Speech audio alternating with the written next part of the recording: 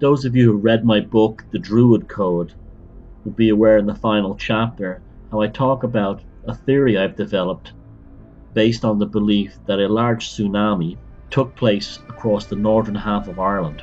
And in folklore tradition, this tsunami was referred to as the Black Pig, or an Mucha Dove.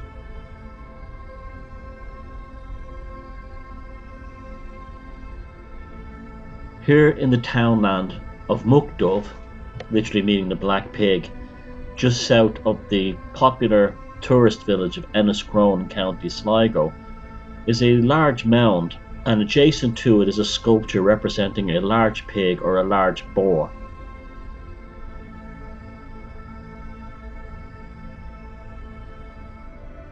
Within the folklore, the large mound, which has never been excavated, is believed to be the grave of a great black pig.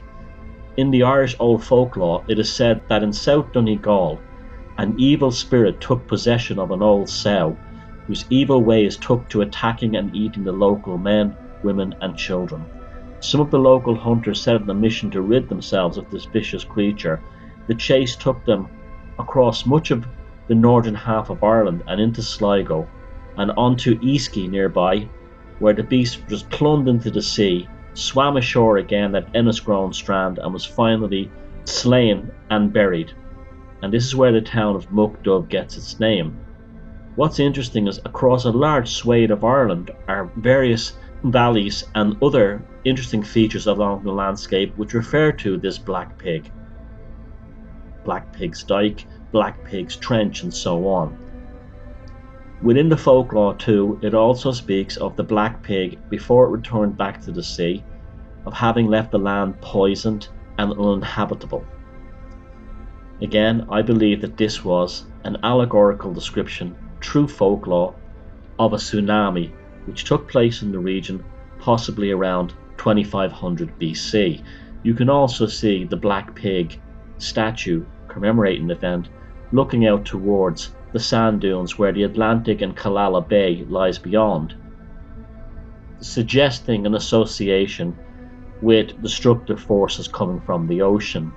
Killala Bay is also interesting in that anyone who has watched my Round Towers documentary will see I heavily featured the Round Tower over in Killala on the other side of the bay.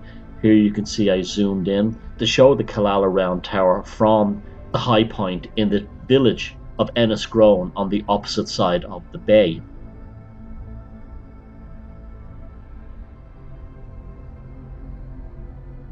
Another interesting feature of the town is there are numerous ring forts or fairy forts around the town.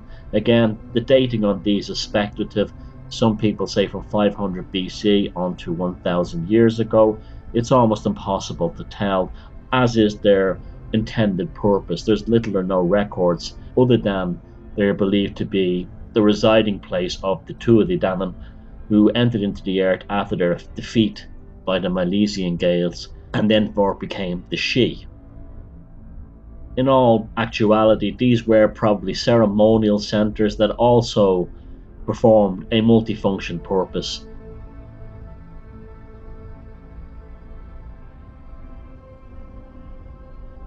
The megalithic site on top of the hill is interesting and also badly damaged and neglected.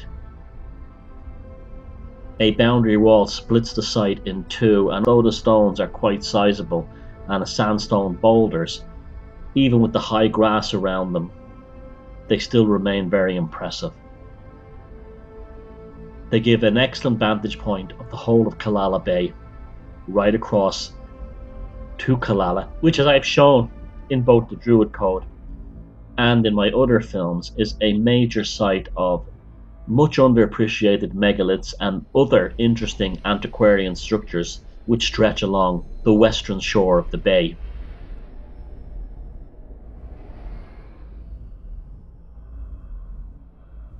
This is equally complemented by the numerous megalithic and other antiquarian sites on the eastern shore of the bay here in Enniscrone.